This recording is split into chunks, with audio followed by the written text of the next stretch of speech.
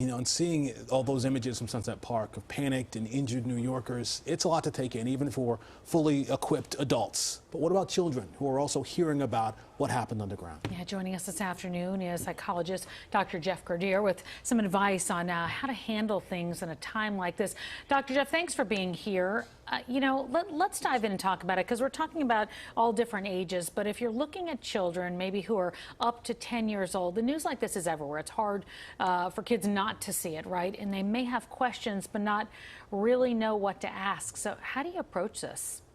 Well, when you're dealing with kids who are under 10 years old, of course they'll overhear what's going on. They'll know the commotion. They'll see how we are reacting as parents and as adults. And that's why it's important that we really do model behaviors, positive behaviors, instead of panicking, feeling that we're complete victims, that we're losing control. It's important that we try to keep our acts together, be honest as possible, but show them that we can deal with this kind of information that's coming in.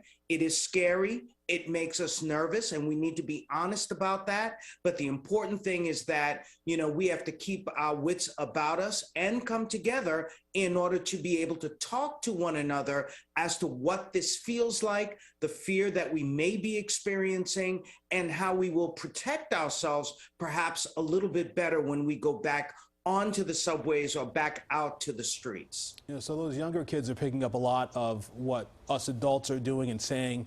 But the older kids, I mean, look, a lot of them have their own phones. These teenagers, they have their own phones. They're seeing the pictures themselves. They're seeing things that maybe even some of the stuff that we're not even showing because, we don't want to traumatize people too much.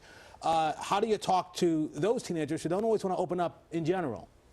Yeah, so this is one that you have to grab by the horns, because you're absolutely right, Corey. They are on the phones, they're on social media. This is going around like wildfire, of course. And so it's important as parents that we set the tone. And the way that we do that is by calling a family meeting. We often must be able to talk to our kids, have open communications, not just when a crisis happens, but before that. But when that crisis does happen, that is the time that we really do have to step up, sit down with them, meet them where they are, and ask them what it is they know, what it is that they've heard, and what it is that we can help them with as far as getting as accurate information as we can possibly give, and as well, what are empowerment strategies? Just as we've seen, the city have said, if you hear something, say something, how we need to come together. The mayor's trying to rally New Yorkers in order to be there for one another instead of feeling victimized. And it's that kind of positive information that we want to be able to relay to our children, that we can't control everything that happens in the world, but we can certainly control our own thinking and our own strategies as to how to deal possibly with these dangers. I mean, you think about these kids coming out of a pandemic, something that none of us as adults have ever seen, finally being able to get back outside, and then something like this happening. Warning signs. Are there warning signs either a child or a teen could be showing if they are really distressed but are not able to verbalize that? Tamsin, it's a great point. We have to put this in the context of everything else going on in the world, including these global crises. But yes, there are warning signs.